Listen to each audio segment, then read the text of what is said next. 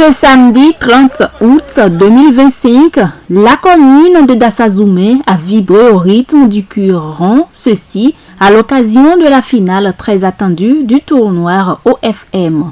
C'est un événement parrainé par le PDG Claude Aniquin, un leader du parti Cheval Cabré Blanc dans la 9e circonscription électorale, plus précisément à Dassazoumé.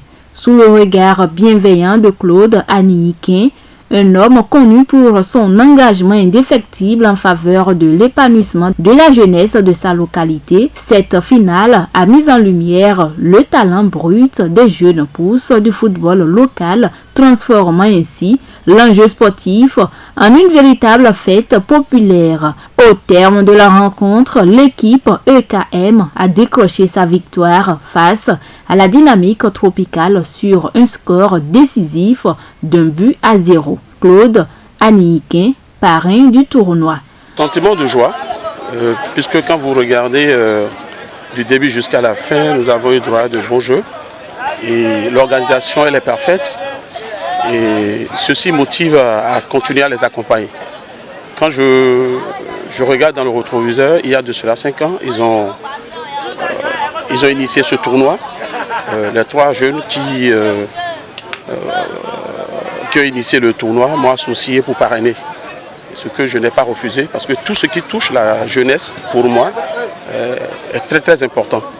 Donc j'ai donné mon accord depuis 5 ans, je les accompagne pour permettre à mes jeunes frères de se retrouver lors des vacances autour d'un enjeu.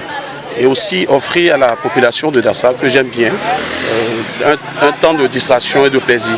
Voilà, c'est ce qui m'anime chaque fois à accompagner ce tournoi. Déjà, quand vous regardez sur le terrain, on retrouve des talents. Des jeunes qui sont talentueux et qui sont à promouvoir. Alors, je pense que je vais travailler avec le comité d'organisation pour que les fois à venir, nous allons voir dans quelle mesure donner l'opportunité à ces talents de se faire révéler. Les membres de la délégation accompagnant le parrain de l'événement ont pris la parole à tour de rôle. Et je voudrais déjà saluer toutes les équipes qui ont participé à cette belle fête et aussi remercier le promoteur, le féliciter pour qu'il continue dans cette belle lancée afin que la jeunesse de Dassa et environ puisse s'épanouir davantage. Aussi à travers ces jeux, c'est de mettre en jambe la jeunesse afin que nous ayons à coup sûr et à long terme des jeunes qui pourraient valablement représenter notre commune au sein de l'équipe nationale. C'est notre souhait. On remercie les organisateurs de cette journée-là et dire un grand merci à notre frère Aniquin qui a compris qu'il faut mettre la jeunesse au cœur de toute activité. La jeunesse étant fait de lance de tout développement, c'est ça qui nous a impressionnés et je n'ai pas marchandé ma présence à cette cérémonie. Je suis tellement content, très ravi de la mobilisation qui a été faite par rapport à cette cérémonie. Et tout ça là justifie que l'unité quand même que nous avons tout le temps souhaité est en train de voir son jour. Et c'est dans l'unité que nous pouvons construire, c'est dans l'unité que nous pouvons faire beaucoup de choses pour impulser le développement de la commune de Dassazoumé. Nous allons dire merci aux initiateurs, notamment Aniquin Claude et ses collaborateurs aussi qui l'ont accompagné. Donc ce n'est pas grand chose, c'est pour leur dire merci et que Dieu nous accompagne pour que l'année prochaine, ça soit encore plus agréable que ça.